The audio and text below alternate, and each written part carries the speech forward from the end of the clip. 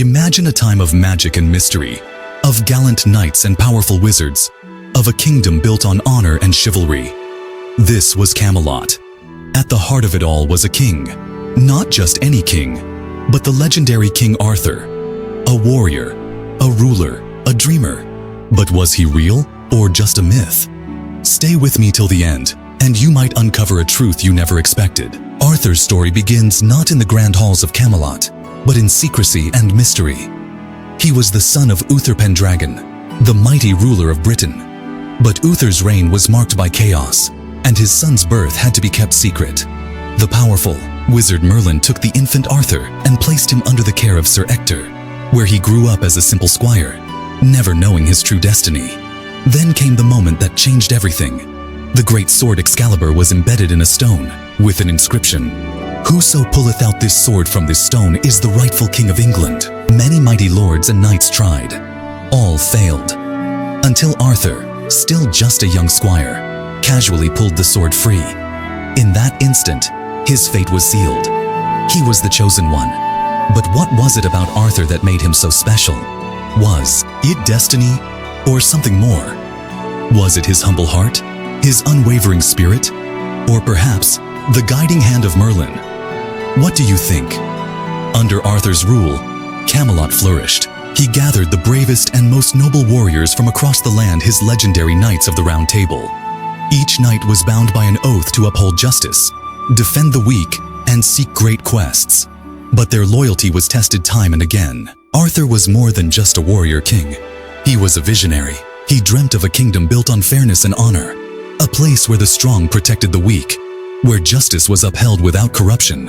And so, he created the legendary Round Table, where no knight sat above another, where all were equal.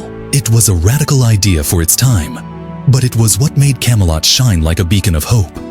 Among his knights were the finest of heroes: Lancelot, the strongest and most gallant; Gawain, the loyal and unyielding; Percival, pure of heart; and Galahad, destined for the holiest of quests. Their stories alone could fill countless books, each one a legend in its own right. But with great legends come great tragedies. Arthur's reign was not without sorrow. At the heart of his downfall was a love both beautiful and doomed. His queen, Guinevere, and his most trusted knight, Lancelot.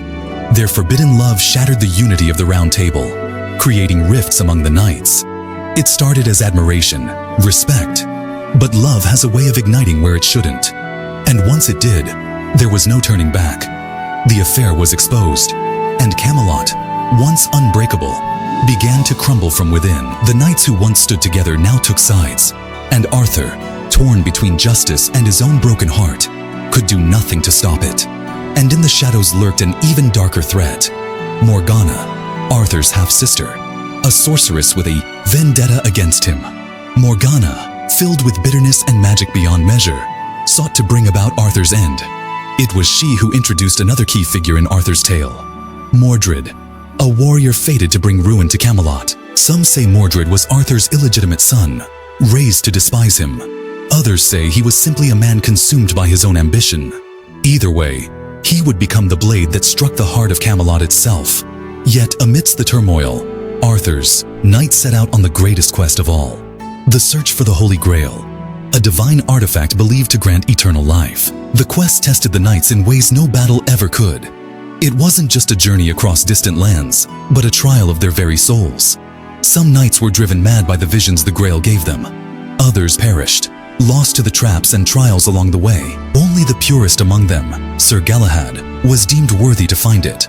But did the Grail bring salvation, or serve as a final reminder that not even the greatest kingdom could escape fate? Did Arthur truly believe his knights would return with a miracle? Or was he simply grasping at hope as his kingdom crumbled? With betrayal and war tearing his kingdom apart, Arthur faced his greatest battle against Mordred. In the Battle of Camelot, the two clashed in a fight that would decide the fate of Britain. Arthur struck down Mordred, but not before suffering a mortal wound himself. As the legend goes, Arthur was taken to the mystical Isle of Avalon, where he sleeps, waiting for the day when Britain will need him once more. But is he truly gone? Or is he, as the legend claims, the once and future king, destined to return? So, what do you think? Was King Arthur a real historical figure, or just the greatest legend ever told? Let me know in the comments. And remember, legends never truly die. They live on in the stories we tell. If you enjoyed this journey through history and myth, don't forget to like, share, and subscribe for more epic tales. And as promised, here's something special. A hidden message within the Arthurian legend says that if you whisper his name, on a full moon night, you just might hear the echoes of Camelot. Try it and tell me what happens.